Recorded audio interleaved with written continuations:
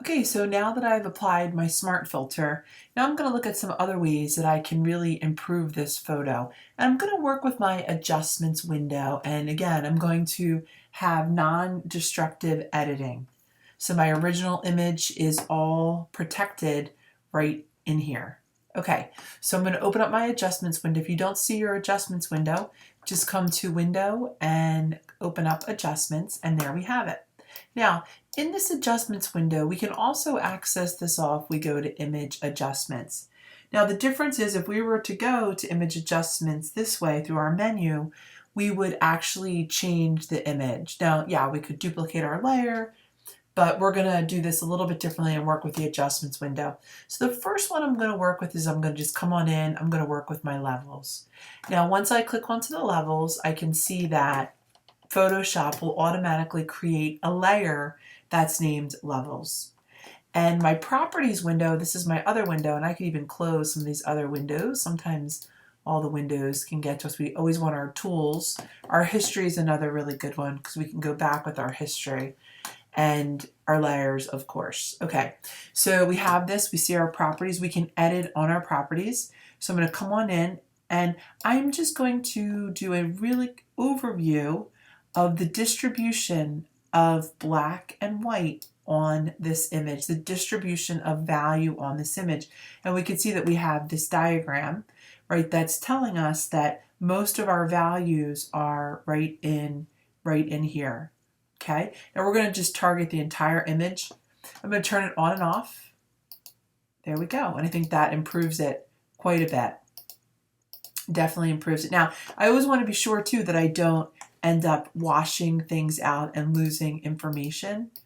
But I think that I'm okay with that. Now, another one that I could do, I'm going to come on in after I work with my levels, and I'm going to come to image adjustments. Oh, not that way. I'm going to also take a look and work with hue saturation. So now what's really wonderful about the adjustments window is we can hover over top and we'll get to create layers this way. We can see, it will tell us as we hover what it is that we're working with. So I'm going to do hue saturation, and I'm just going to up the saturation just a little bit. Okay, again, I can turn this on and off and see which one I like better. So now let's say that I like the bright green better in the background, but not necessarily in the foreground. Well, we have, whenever we see this little white addition right over here with the lock, it is done as a mask. So, and what we can do with that is we can come on in, we can grab our brush tool, and we can have black up on top, and we can take away what's there. So what I'm doing is I'm actually going back to the original, doing it this way. Now what I can see here is that it ends up coming in onto this. I can see it in here. But what I'm doing is I'm taking away that the effect of that adjustment on this layer. So there we have it. I could say, okay, great, I like this image. It's going to be the first image in my location series. I'll come to File, Save As, and I am going to name it 01 Location. It's for my location project, and I am going to save it as a JPEG. So there we have it. Save. My image is saving. Now, once it's saved, it merges the layers. And what that means, if I want to edit this, I won't be able to. Before I go any further, I'm just going to keep it as a medium image. That looks great.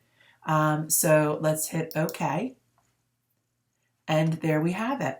Okay, great. Let's go back, take a look at the original before we decide what to do. So there was our original. I'll turn off the filter, smart filter. So here we get it. We can see a little bit of the clarity in the word Mill Grove.